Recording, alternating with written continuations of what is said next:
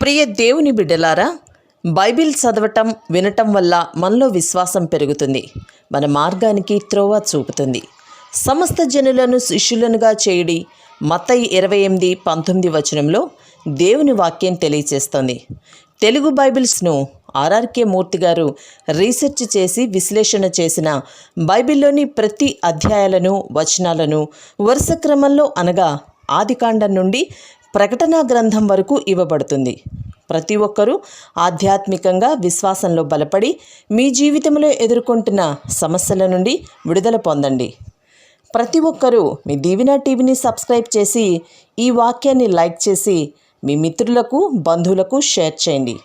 దేవుని సువార్తను ప్రకటింపబడుటలో మీరు పాలిభాగస్తులు కండి.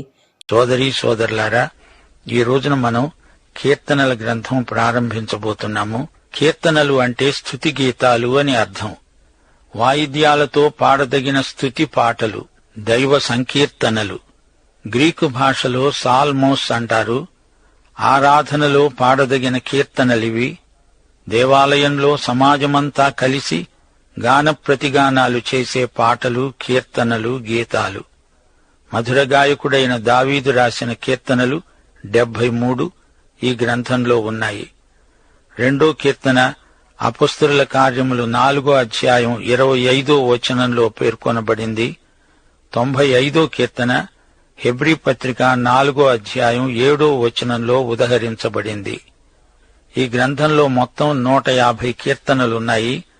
మోషే రాసిన కీర్తన 1, సొలొమోను కీర్తనలు 2, కోరహు కుమారులు రాసినవి 11, ఆసాపు కీర్తనలు 12, హేమాను రాసిన కీర్తన 1, ఏతాను కీర్తన 1, హిజ్కియా 10, 39 విడి కీర్తనలు. వీటిలో దావీదు రాసినవి కొన్ని ఉన్నాయి. ఈ కీర్తనలన్నిటిలో తరచుగా మెస్సియా, క్రీస్తు మనకు సాక్షాత్కరిస్తాడు. రాజు, రాజ్యం మొదలైన అంశాలు ఈ కీర్తనల్లో విరివిగా వర్ణించబడినాయి. ఈ కీర్తనలన్నిటిలో కీలక పదం హల్లెలూయా. హల్లెలూయా అంటే దేవుణ్ణి స్తుతించండి అని అర్థం. హల్లెలూయా సాధారణ క్రైస్తవ స్తుతి నినాదమైంది. ఈ నినాదం మన హృదయంలో భక్తిభావోద్రేకం కలిగిస్తుంది. 50, 150 కీర్తనలు ఈ గ్రంథం మొత్తంలోకి ఎంతో కీలకమైన కీర్తనలు. 50వ కీర్తన ఆసాపు రచన. 150వ కీర్తనలో 6 వచనాలున్నాయి. హల్లెలూయా నినాదం ఈ ఒక్క కీర్తనలో 13 సార్లు రావడం గొప్ప విశేషం. 150వ కీర్తన ఈ గ్రంథమంతటికీ మకుటం అని చెప్పవచ్చు. కీర్తనల గ్రంథం బైబిల్ అంతటికీ మధ్యలో ఉంది. కీర్తనలు భక్తిభావభరితమైనవి, ఉద్రేకభరితమైనవి. రచయితలు తమలోని అనుభవ వైవిధ్యాన్ని ఈ కీర్తనల్లో గానం చేశారు. మానవుని ఆత్మలో నుండి వెలువడిన గాన స్రవంతి ఇది. 119వ కీర్తన బైబిలుకు సరిగా కేంద్రంలో ఉంది. 119వ కీర్తన అంతా దేవుని వాక్య విశిష్టతను విపులంగా వర్ణిస్తుంది. విశ్వాసులకు ఇందలి కీర్తనలు ఎంతో ఆదరణ కలిగిస్తాయి. కీర్తనలు దేవుని సంఘ స్వర సమ్మేళనమని చెప్పవచ్చు.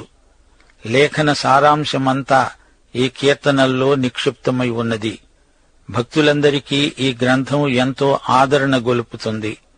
మానవుని ఆత్మకు పరమౌషధం ఈ కీర్తనల గ్రంథం. మనస్తత్వ శాస్త్రజ్ఞులు ఈ గ్రంథంలోని భావగాంభీర్యానికి ఆశ్చర్యచకితులైపోతున్నారు. కీర్తనల గ్రంథం విశ్వాసుల హృదయాలతో నేరుగా మాట్లాడుతుంది. ఇందులో వ్యక్తం చేయబడిన భావాలు సార్వత్రిక భక్తితత్వానికి వ్యక్తీకరణలు. యూద కవితా ధోరణులు కనిపించినా భక్తి సాహిత్యంలో ఇంత శ్రేష్టమైన గ్రంథం ప్రపంచంలో మరెక్కడా లేదు. క్రీస్తుమయమైన సాహిత్యం కీర్తనల గ్రంథం. సువార్తలలో కంటే కూడా కీర్తనలలో క్రీస్తు ప్రత్యక్షం ఆధ్యాత్మికమై ప్రకాశిస్తుంది. సువార్తలు యేసు కొండపైకి ఎక్కి ప్రార్థించాడు అని చెబితే కీర్తనల్లో ఆయన ప్రార్థనే ఉంది. సువార్తలలో యేసు సిలువ వేయబడ్డాడని చెప్పబడింది. అయితే కీర్తనల్లో యేసు సిలువ వేయబడుతూ ఏమన్నాడో, ఆయన మనస్సు ఆ సమయంలో ఎలా ఉందో చెప్పబడింది. సువార్తలలో యేసు పరలోకానికి ఆరోహణమై వెళ్ళాడని చెప్పబడింది గాని కీర్తనల్లో పరలోక సింహాసనాసీనుడైన క్రీస్తు సాక్షాత్కారమున్నది. యేసు పునరుత్థానమై లేచిన తరువాత శిష్యులకు కనిపించి లూకాసు వార్త 24వ అధ్యాయం 44వ వచనంలో అన్నాడు, మోషే ధర్మశాస్త్రములోనూ ప్రవక్తల గ్రంథములలోనూ నన్ను గూర్చి వ్రాయబడినవన్నీ నెరవేరాలని నేను మీ యొద్ద ఉండినప్పుడు మీతో చెప్పిన మాటలు నెరవేరినవి. కీర్తనల గ్రంథంలో ప్రత్యక్షంగానో పరోక్షంగానో ప్రతి కీర్తనలో క్రీస్తు ప్రత్యక్షం ఉంది. అయితే కొన్ని కీర్తనలను ప్రత్యేకంగా మెస్సియా కీర్తనలు అంటారు. యేసుక్రీస్తు పుట్టుక, జీవితము, మరణము, మహిమ, యాజకత్వము, రాచరికము, ఆయన రెండో రాకడ మొదలైన అంశాలను 16 కీర్తనల్లో ప్రవచనాత్మకంగా చెప్పినా కీర్తనలన్నీ ఆ యేసుక్రీస్తును గురించే మాట్లాడతాయి. కీర్తనలలో చాలా వరకు స్తుతి కీర్తనలే, దేవుని గుణాతిశయాలను వర్ణించే కీర్తనలు. యేసుక్రీస్తును కీర్తనల గ్రంథంలో ఇశ్రాయేలు జాతిపరంగా సందర్శిస్తాము. ఇశ్రాయేలు క్రీస్తు సమైక్యమైనప్పుడే లోకానికి శాంతి, సౌభాగ్యం. మానవుల తిరుగుబాటుతనం వల్ల ఎంతో నష్టం. అయితే కీర్తనల్లోని సందేశం సర్వకాల సర్వావస్థలకు అన్వయిస్తుంది. మరో విశేషం, కీర్తనల గ్రంథం మొత్తంలో దేవుడు తండ్రి అని, భక్తులు ఆయన బిడ్డలని ఎక్కడా పేర్కొనబడలేదు. జాతిపరంగా ఎక్కడో ఒక చోట ఆయనను తండ్రి అన్నా ఆయన తండ్రి అయిన దేవుడు అనలేదు. కొత్త నిబంధనలో లాగా పరిశుద్ధాత్మ నిత్య సన్నిధి, శుభప్రద నిరీక్షణ తేటగా ఈ గ్రంథంలో కనిపించవు అని మనం తెలుసుకోవాలి. ఉదాహరణకు 2వ కీర్తన సంఘం ఎత్తబడే నిరీక్షణను చూపదుగాని ఆయన రెండో రాకడ, యెరూషలేములో రాజ్య స్థాపన ప్రవచనం అందులో ఉంది. కొన్ని కీర్తనల్లో శత్రువులపై ప్రతీకార వాంఛ తీవ్రంగా వ్యక్తం చేయబడింది. అవి యుద్ధ దినాలు, ధర్మశాస్త్రం అమలులో ఉన్న రోజులవి. దేవుని న్యాయసమ్మతమైన తీర్పును కోరుతూ రాయబడిన కీర్తనలవి. అయితే కొత్త నిబంధనలో శత్రువులను ప్రేమించాలని కృపాసహితమైన ప్రబోధం ఉంది. ఈ వెలుగులో కీర్తనలను చదివితే మనకు అంతా విరుద్ధంగా ధ్వనిస్తుంది. కంగారు పడకండి శ్రోతలు, మనం పోరాడేది శత్రువులతో నిజమే కాని ఈ శత్రువులు శరీరులు కాదు, వాయుమండల సంబంధులైన దురాత్మల సమూహం. కీర్తనల గ్రంథం ఒక గని. దీనిని తవ్విన కొలది అందులో నుంచి విలువైన నిక్షేపాలు బయటపడతాయి. పాపి పశ్చాత్తాపం, గత చరిత్ర, ప్రకృతి పరిశీలన, యాత్ర, వాక్య ప్రబోధం, భక్తి, అక్షర క్రమంలోని కవితలు, దేవుని వాక్య ప్రశస్తి మొదలైన వివిధాంశాలతో కీర్తనల గ్రంథం మీకు వీణుల విందై రుచులూరిస్తుంది. కీర్తనల గ్రంథంలో ఒక చక్కని క్రమం ఉంది. ఒక సిద్ధాంతం, దాని తరువాత దాని వివరణ. మొదటి 41 కీర్తనలు ఆదికాండం, 42 నుండి 72 కీర్తన వరకు నిర్గమకాండం, 73 కీర్తన నుండి 89 కీర్తన వరకు లేవీయకాండం, 90 నుండి 106 కీర్తన వరకు సంఖ్యాకాండం, 107 నుండి 150 కీర్తన వరకు ద్వితీయోపదేశ కాండం పోలికలు కనిపిస్తాయి. ఇదే కీర్తనల గ్రంథంలోని గొప్ప మర్మం. ఉదాహరణకు ఆదికాండంలో ఆది మానవుడున్నాడు. అలాగే మొదటి కీర్తనలో మానవుని పతనం, అతని విడుదల. 2వ కీర్తనల్లో తిరుగుబాటు చేసిన మానవుడు. 3వ కీర్తనలో తిరస్కృతి చెందిన పరిపూర్ణ మానవుడు. 4వ కీర్తనలో స్త్రీ సంతానానికి, సర్ప సంతానానికి గల విరోధం. 5వ కీర్తనలో పరిపూర్ణ మానవుడు శత్రువుల మధ్య కనిపిస్తాడు. 6వ కీర్తనలో సర్పం పడగ చితకగొట్టబడిన వైనం, పరిపూర్ణ మానవుని శ్రమ, క్రమశిక్షణాత్మకమైన ప్రక్రియ. 7వ కీర్తనలో పరిపూర్ణ మానవుడు అబద్ధ సాక్షుల మధ్య శ్రమలనుభవిస్తాడు. 8వ కీర్తనలో మానవుని రక్షణ వృత్తాంతం. సర్పం తల చితగొట్టబడింది. 9 నుండి 15 కీర్తన వరకు అంత్యక్రీస్తు అనే దేవ విరోధి. అంతిమ విజయం దేవునిదే. 16 నుండి 41 కీర్తన వరకు క్రీస్తు తన ప్రజల మధ్య మనకు సాక్షాత్కరిస్తాడు. కీర్తనల గ్రంథంలో మన మనస్సు 3వ ఆకాశానికి ఎగిరిపోతుంది. మన ఆత్మ సంగీతం పాడుతుంది. మన ఆధ్యాత్మిక జీవితం యొక్క వ్యక్తిత్వ సంపద ఈ గ్రంథంలో మన వినియోగం కోసం అందుబాటులోకి వచ్చింది. బైబిలు భూమి అంతటిలో ఇది ఉద్యానవనం. కొత్త నిబంధనలో పాత నిబంధన 219 వచనాలు ఉదహరించబడినవి. వాటిలో 116 వచనాలు కీర్తనల గ్రంథం నుండే సేకరించబడినాయి.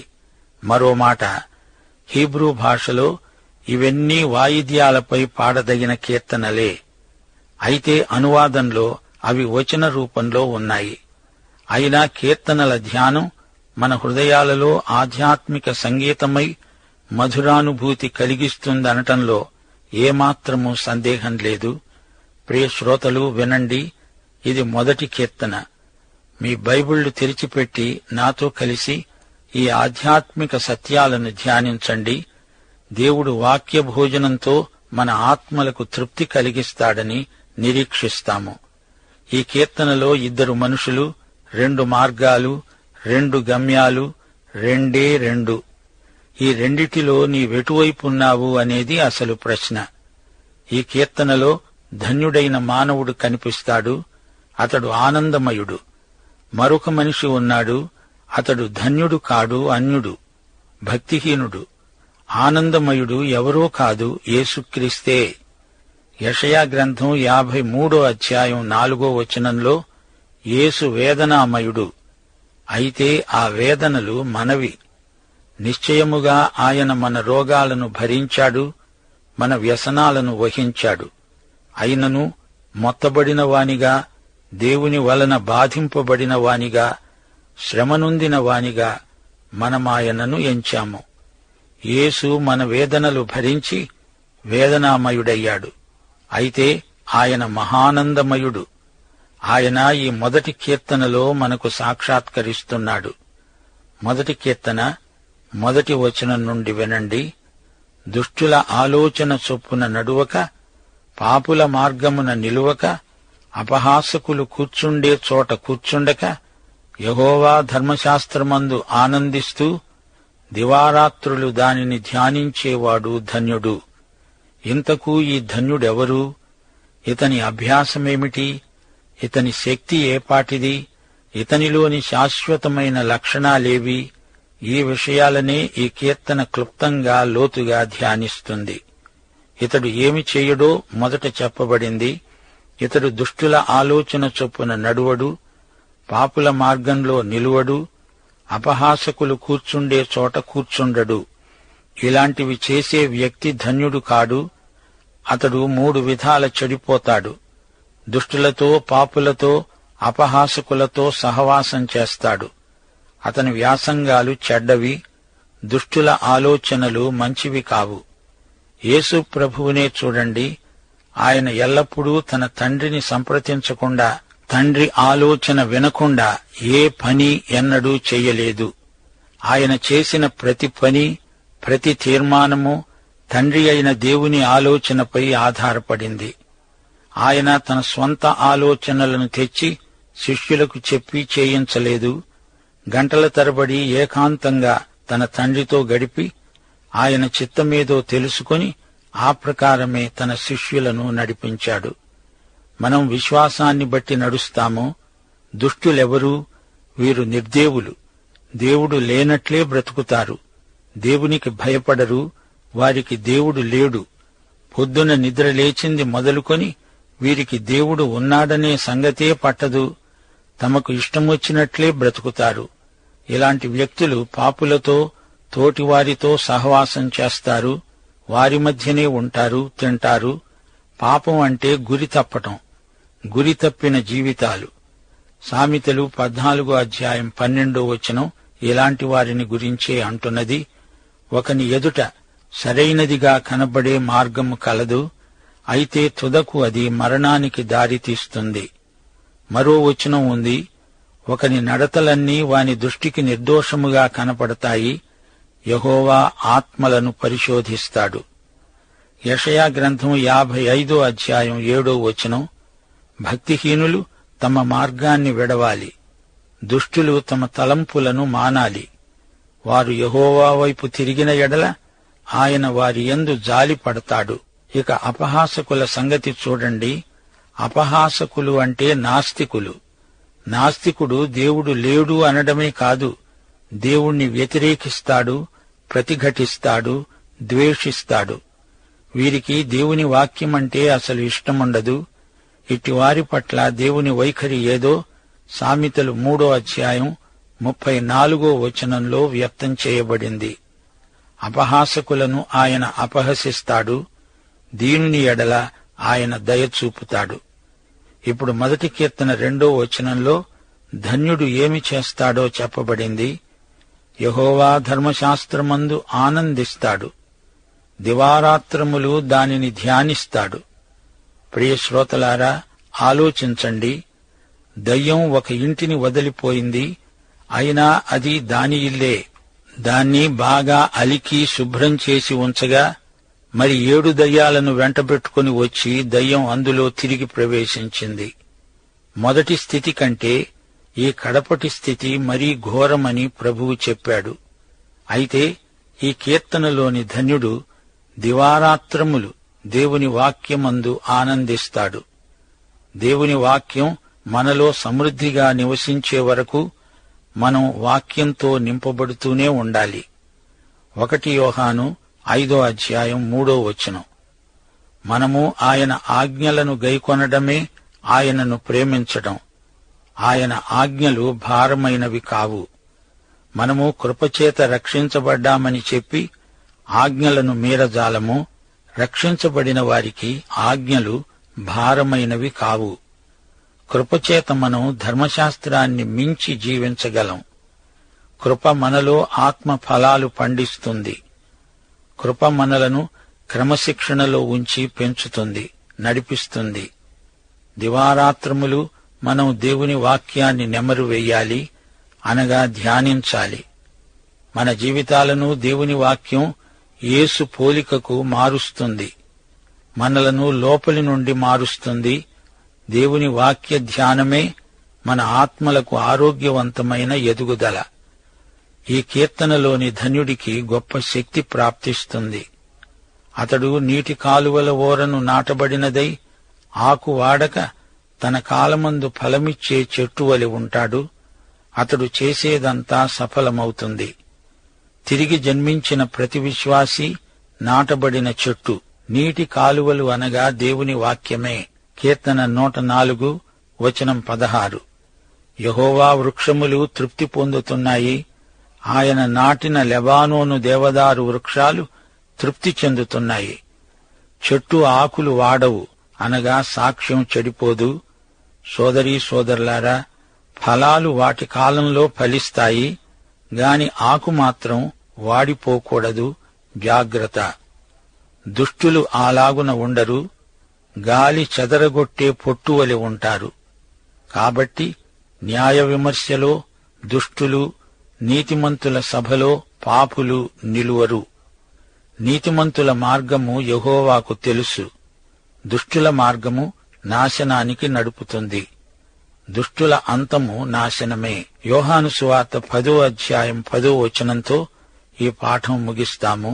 యేసు అన్నాడు, నా గొర్రెలకు జీవము కలుగుటకు, అది సమృద్ధిగా కలుగుటకు నేను వచ్చి ఉన్నాను. దైవాశీస్సులు.